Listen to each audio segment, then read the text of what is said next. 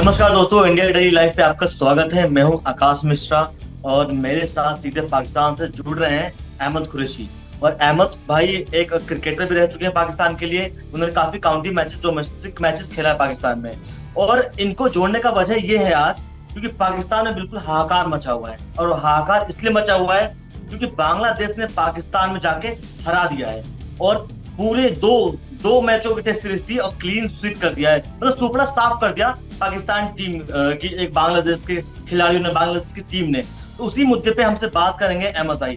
अहमद भाई, बहुत बहुत स्वागत है आपका इंडिया डेली पे। Thank you, Akash. It's my first time being here on India Daily और I hope ये अच्छा एक्सपीरियंस जाए जैसे हमेशा ही इंडियन चैनल्स के साथ जाता है। और good to be back on Indian television after a long break. ICC की ताजा रैंकिंग आई है और 8वें नंबर पे पाकिस्तान की टीम फिसल के पहुंच चुकी है। क्या वजह था इस मैच में कि बिल्कुल क्लीन स्वीप कर दिया एक कमजोर टीम ने, एक बांग्लादेश के खिलाड़ियों ने, में लेकिन पाकिस्तान में जा करके और पाकिस्तान का ही सुपड़ा साफ कर दिया। देखिए आकाश, सबसे पहले जो आपने बात की है ना कि आईसीसी की लेटेस्ट रैंकिंग में पाकिस्तान की टीम 8वें नंबर पे चली गई है, तो इसकी सिंपल सी मैं आपको रीजन बताता हूँ कि जब एक टीम के खिलाड़ी ये कोशिश करें कि टीम के बजाय वो खुद रैंकिंग में नंबर 1 पे हों, तो वो तो कहीं ना कहीं किसी तरह की रैंकिंग, पर्सनल माइलस्टोन या अचीवमेंट तो वो हासिल कर लेंगे, या रैंकिंग उनकी तो इम्प्रूव हो जाएगी। लेकिन टीम की रैंकिंग का फिर यही हाल होगा अनटिल और अनलेस आपकी टीम के 11 खिलाड़ी कलेक्टिव जो है ना अपनी परफॉर्मेंसेस ना दें और कलेक्टिवली ये कोशिश ना करें कि उनकी टीम जो है वो अच्छे से अच्छा करे, तब तक टीम की रैंकिंग इम्प्रूव नहीं होगी। उल्टा जो है वो प्लेयर्स की रैंकिंग इम्प्रूव होती रहेगी अगर प्लेयर्स जो है वो अपने पर्सनल माइलस्टोन्स को जो है वो अहमियत देंगे। और अनफॉर्चुनेटली पिछले 2-3 साल में हमने यही देखा है कि पाकिस्तान क्रिकेट ने ऐसा कुछ अचीव नहीं किया, सिवाय इसके कि बाबर आजम की कवर ड्राइव अच्छी है, सिवाय इसके कि हमारे प्लेयर जो है वो आईसीसी के अवार्ड जीतते हैं, सिवाय इसके कि जो बाबर आजम है वो छोटी मोटी टीमों के खिलाफ सो करके तो आईसीसी की रैंकिंग में नंबर 1 आ जाते हैं। अब मुझे आप एक बात कि बाबर आजम के नंबर 1 रहने का हमें क्या फायदा, आईसीसी के अवार्ड्स का हमें क्या फायदा, और उसके अलावा हमें क्या फायदा है कि जो बाबर आजम की कवर ड्राइव है वो कितनी खूबसूरत है। पाकिस्तान की क्रिकेट टीम का जनाजा निकल गया, पाकिस्तान की क्रिकेट टीम का सत्यानाश हो गया है, और आप बिलीव करें कि हम टीम मुंह दिखाने के काबिल नहीं रहे। अभी इस वक्त ये आलम है कि कुछ समझ नहीं आती कि क्या बात करें क्या बात ना करें, क्योंकि 2022 में जब जिम्बाब्वे से हारा पाकिस्तान T20 वर्ल्ड कप में, तो हमें लगा कि शायद ये पाकिस्तान का जो है ना लोएस्ट पॉइंट है क्रिकेट हिस्ट्री का। उसके बाद फिर पाकिस्तान हारता है अफगानिस्तान से 2023 के वर्ल्ड कप में, जो कि आपके मुल्क इंडिया में हुआ था। हमें लगा नहीं नहीं ये पाकिस्तान का सबसे लोएस्ट पॉइंट है क्रिकेट हिस्ट्री का। उसके बाद पाकिस्तान क्रिकेट टीम कहती है नहीं अभी रुकें, अभी आपके लिए और भी सरप्राइज पैकेजेस हैं। फिर T20 वर्ल्ड कप 2024 आता है और उसमें पाकिस्तान की टीम यूएसए से हारती है, और वो फिर हमें लगता है कि नहीं इससे बड़ा तो कोई जो है ना पाकिस्तान की क्रिकेट हिस्ट्री का लोएस्ट पॉइंट हो ही नहीं सकता। उसके बाद अब तो बांग्लादेश हमें वाइट वॉश करके चली गई। और मैं आपको बताऊं कि जब ये टेस्ट सीरीज शुरू होनी थी, जब बांग्लादेश की टीम लाहौर पहुंची और क्योंकि उनके मुल्क में जो हालात हैं उनकी तैयारियां वगैरह इधर ही उन्होंने स्टार्ट की थी, तो उस वक्त भी मैंने टीवी चैनल्स पे यहाँ बैठ के ये बात की थी कि मुझे जो पाकिस्तान क्रिकेट टीम के हालात हैं, खासतौर पे जो पिछले 2-3 सालों में अपसेट्स वगैरह हुए, अपसेट्स कह लें या जो भी कह लें, मतलब हम जिस छोटी टीम से हारे हैं, मुझे ये खौफ आ रहा है कि कहीं बांग्लादेश हमें वाइट वॉश ना कर जाए, और वही हुआ है। लेकिन अहमद भाई, दिक्कत कहाँ आ रही है? क्यों, देखिए पाकिस्तान के लोग ही बिल्कुल सर पे चढ़ा लेते हैं। अगर बाबर आजम अगर 100 रन मार देगा तो उससे बड़ा बैट्समैन कोई नहीं है वर्ल्ड में। मतलब पाकिस्तान के लोग खुद बोलते हैं। और अगर पाकिस्तान की टीम हार जाती है तो सब लोग बुराई करते हैं उस मतलब पाकिस्तान के लोगों की। तो देखिए कुल मिलाकर कुछ ना कुछ स्टेप लेना पड़ेगा। चाहे पूर्व खिलाड़ियों की बात करें, पूर्व खिलाड़ी भी काफी नाराज दिखे हमें। चाहे हम बात इंजमामुल हक की करें या जावेद मियांदाद की बात करें, पूर्व कप्तान रहे हैं दोनों लोग, वो भी बहुत आलोचना कर रहे हैं पाकिस्तान टीम की। तो वो खुद क्यों नहीं आकर इस संभालते हैं कोच का पद या सिलेक्टर का पद? आपने दे रखा है, जो बाहर के लोग हैं उनको कोच बना रखा है, और जबकि ये भी पता है कि इतनी इंग्लिश अच्छी नहीं है टीम में किसी की, तो आप लोग खुद क्यों नहीं आते, खुद क्यों नहीं कोच संभालते, कोचिंग करते हैं यहाँ पे टीम के लिए? देखिए आकाश, प्रूफ का मतलब मेरे ख्याल में एक्स क्रिकेटर्स आप कहना चाह रहे हैं। ये जी जी जितने जी जो बैठ बैठ के बातें कर रहे हैं ना, आज अगर ये बोर्ड में आएंगे तो जो सत्यानाश है इससे डबल हो जाएगा सत्यानाश। क्योंकि इससे पहले जी वहाब रियाज आप देख लें, इससे पहले आप मोहम्मद हफीज देख लें, रमीज राजा बिल्कुल। देख लें, वो टीवी पे बैठ के कुछ बातें करते थे, जब बोर्ड में आए तो उन लोगों ने सत्यानाश करके रख दिया। रमीज राजा जब आए तो इमरान खान साहब जो हमारे उस वक्त प्राइम मिनिस्टर भी थे और जिन्होंने पाकिस्तान को जी 92 का वर्ल्ड कप जिताया था, तो वो हमें ये बताते थे कि मैं रमीज राजा को चेयरमैन पीसीबी इसलिए लेके आया हूँ क्योंकि उससे बड़ा रस्तू ही नहीं है कोई क्रिकेट का। और रमीज राजा की मेंटालिटी ये थी कि हमने पाकिस्तान में सिर्फ फ्लैट ट्रैक्स बनाने हैं, इसलिए जी कि हम चाहते हैं कि बाबर आजम शो करे। मुझे याद है कि पिंडी स्टेडियम में एक प्रेस कॉन्फ्रेंस हो रही थी, तो प्रेस कॉन्फ्रेंस थी या शायद वैसे वो कैजुअली मीडिया से के नुमाइंदों से बात कर रहे थे, डिफरेंट चैनल्स के वहाँ पे रिपोर्टर थे। जी तो उनसे ये पूछा गया कि आप क्यों इतने डेड फ्लैट जो है ना ट्रैक्स बना रहे हैं पिंडी में, इंग्लैंड की उस वक्त इंग्लैंड ने पाकिस्तान का टूर करना था। तो रमीज राजा से जब पूछा गया कि आप इंग्लैंड के अगेंस्ट टेस्ट सीरीज में इतने डेड फ्लैट ट्रैक्स क्यों बना रहे हैं, तो उन्होंने कहा कि क्या आपका क्या मतलब है ये बात कहने का, क्या आप नहीं चाहते बाबर आजम शो करे? मतलब यहाँ पे लोगों की ये मेंटालिटी हो कि हमने बाबर आजम को शो कराना है, चाहे उसके लिए हमें जो है ना वो कब्रिस्तान की मिट्टी ला के तो कुछ तैयार करनी पड़े, तो वहां पे फिर आपके प्लेयर्स की यही परफॉर्मेंसेस आएंगी। ठीक है, देखिए आपकी होम कंडीशंस थी, आपका मुल्क था, आपके अपने स्टेडियम थे, आपका अपना सारा स्टाफ था। बांग्लादेश की टीम यहाँ पे आई, आपका कैंप उनसे पहले लगा हुआ था, आप पहले से तैयारियां कर रहे थे। ठीक है, वो यहाँ पे आती है, उनको अपने मुल्क में वो इन्वायरमेंट नहीं मिलता तैयारियों का, यहाँ पे आके तैयारियां करते हैं, आपकी कंडीशंस को अच्छी तरह से रीड करते हैं और वो आपको वाइट वॉश करके चले जाते हैं। तो जो जहां तक एक्स की बात है ना, देखें अभी तक जो पाकिस्तान क्रिकेट टीम में ये अभी तक जो पाकिस्तान क्रिकेट टीम का सत्यानाश हुआ है, ये सारे का सारा एक्स क्रिकेटर्स की वजह से है। और इसकी बेस जो है वो रमीज राजा ने डाली थी सरफराज अहमद को कप्तानी से हटा के। सरफराज अहमद अगर आप देखें तो बड़े एक स्टेबल कप्तान थे, उन्होंने चैंपियंस ट्रॉफी पाकिस्तान को जिताई, पाकिस्तान T20 में नंबर 1 पे था, कोई 13-14 सीरीज लगातार पाकिस्तान जीता। सिर्फ आपने इस वजह से कि 2019 के वर्ल्ड कप में पाकिस्तान सेमीफाइनल नहीं खेल सका, इस वजह से आपने सरफराज अहमद को हटा दिया। और दूसरी तरफ आपका जो डबल स्टैंडर्ड्स ये हैं कि आप बाबर आजम के बारे में कहते हैं कि बाबर आजम जो भी हराए जो भी करे उसको मजीद चांस देना चाहिए, उसको हमें जो है अहमद भाई मैं एक बार आपको रोकूंगा। मैं एक सवाल आपसे करना चाहता हूँ कि ये जो हार का कारण है, आप मानते हैं कि आपसी कला है टीम के अंदर, जो पॉलिटिक्स चल रही है टीम में, ये खेले वो ना खेले, और फिर कभी बाबर आजम किससे लड़ जाते हैं, या फिर पूर्व खिलाड़ी जो है वो बाबर आजम के लिए बोलते हैं कि ये जिद्दी है, तो एक दूसरे का गुस्सा जो है टीम के अंदर, वो खुद चाहते हैं कि हाँ टीम खत्म हो जाए हमारी। तो देखिए इससे बहुत फर्क पड़ता है, चाहे हम आईसीसी की बात करें चाहे वर्ल्ड क्रिकेट में बात करें, तो चाहते हैं कि हार का कारण ये भी जो कंटिन्यू पाकिस्तान की टीम हार रही है।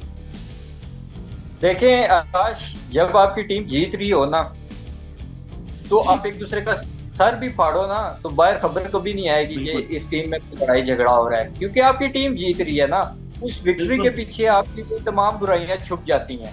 लेकिन जब आपकी टीम हार रही हो ना, और इतने बुरे तरीके से हार रही हो कि बांग्लादेश जैसी टीम आपको वाइट वॉश कर जाए, यूएस आपको हरा दे T20 वर्ल्ड कप में, अफगानिस्तान ODI वर्ल्ड कप में हरा दे, जिम्बाब्वे T20 वर्ल्ड कप में हरा दे, जब आपकी इस तरह की पैथेटिक परफॉर्मेंसेस हो ना, तो आप एक दूसरे को अगर मुस्कुराए बगैर भी देखेंगे ना प्लेयर्स, तो लगेगा कि प्लेयर्स आपस में नाराज हैं या लड़ रहे हैं।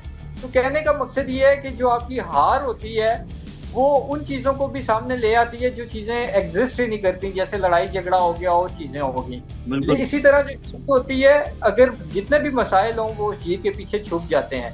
पाकिस्तान क्रिकेट टीम अगर ये टेस्ट सीरीज जीत भी होती तो कोई लड़ाई झगड़े की बात ना कर रहा होता। पाकिस्तान क्रिकेट टीम अगर T20 वर्ल्ड कप में, ODI वर्ल्ड कप में या 2022 के T20 वर्ल्ड कप में चलो अच्छा खेल गई, लेकिन इस साल T20 वर्ल्ड कप में या 2023 के T20 वर्ल्ड कप में अच्छा खेल गई होती तो कोई ये बात ना कर रहा होता कि बाबर और शाहीन लड़ रहे हैं या रिजवान और बाबर लड़ रहे हैं या ये लोग आपस में लड़ रहे हैं।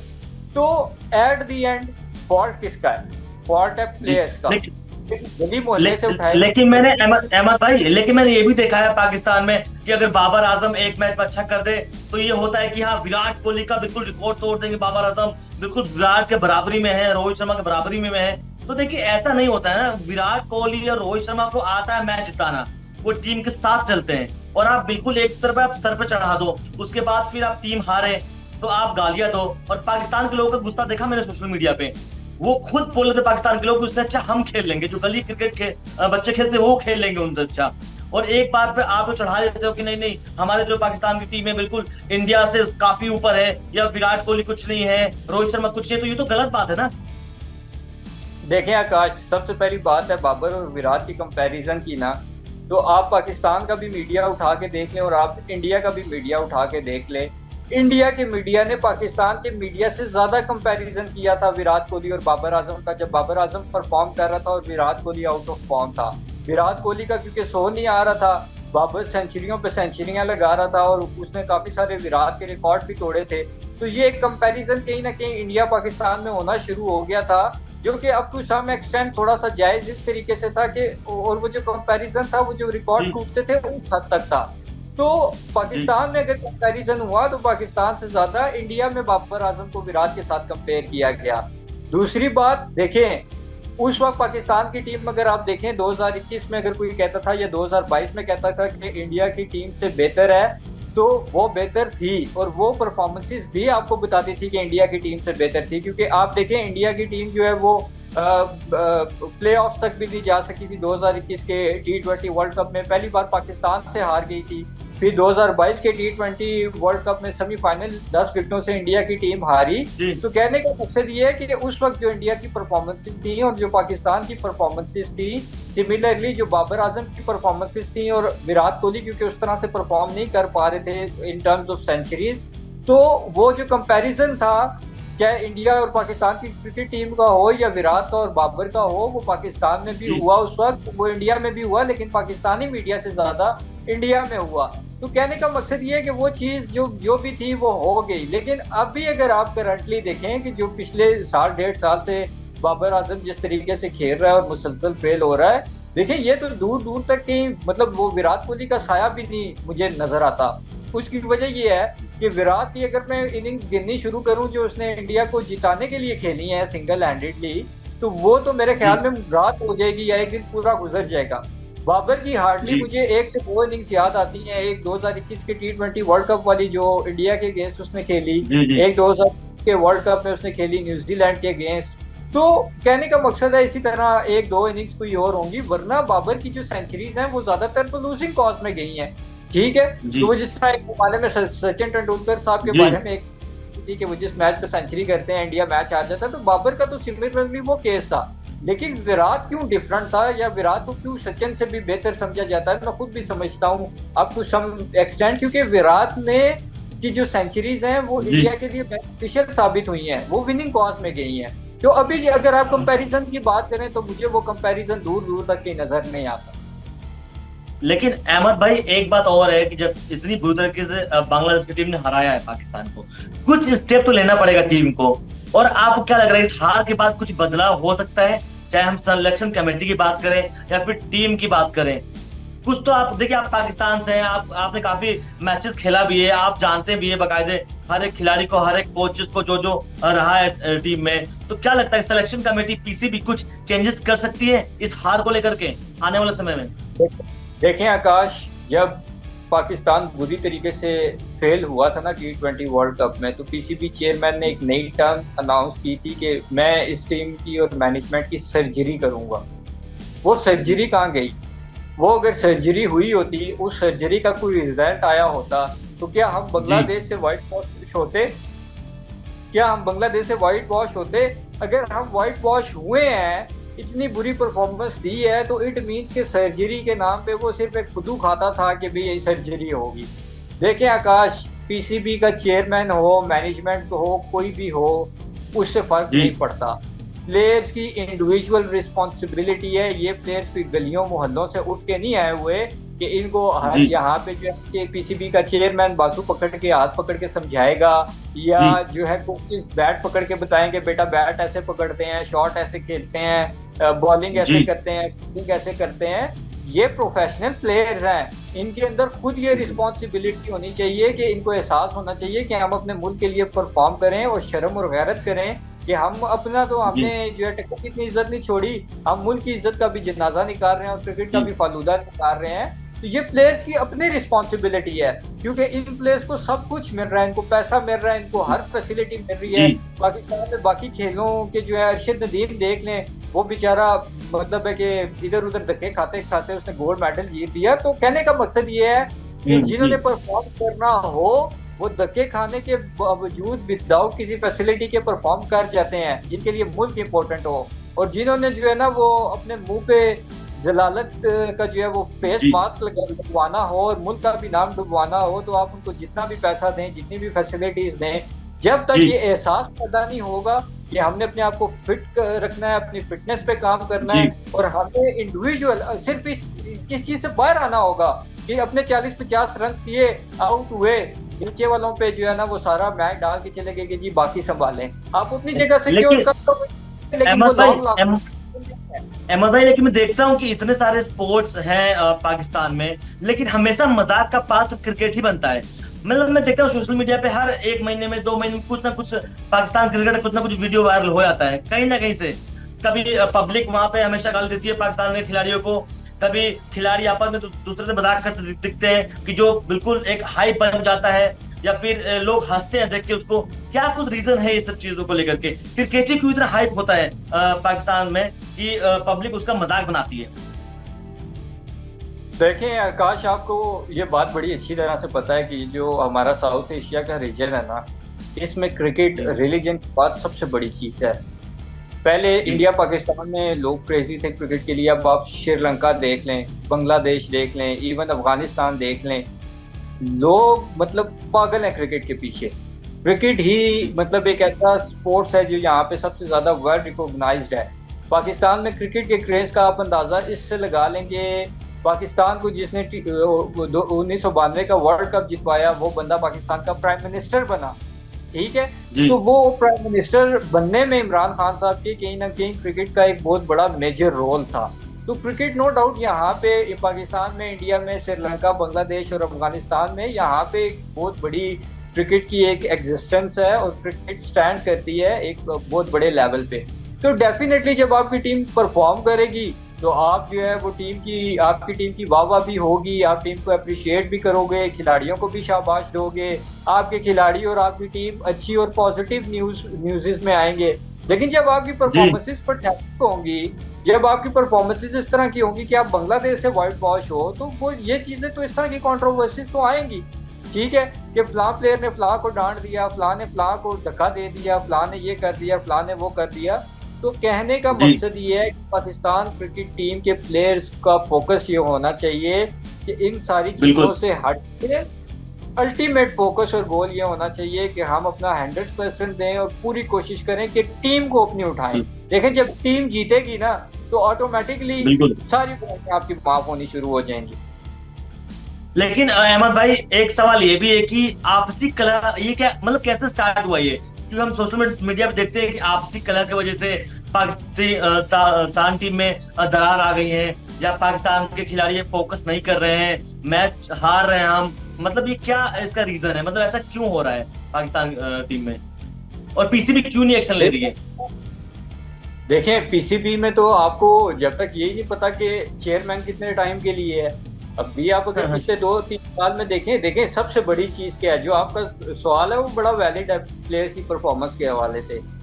रमीज राजा चेयरमैन थे, रमीज राजा चेयरमैन थे, उनके बाद आए नजम सेठी के बाद आए जक्का अशरफ के बाद आए अब मोहसिन नकवी।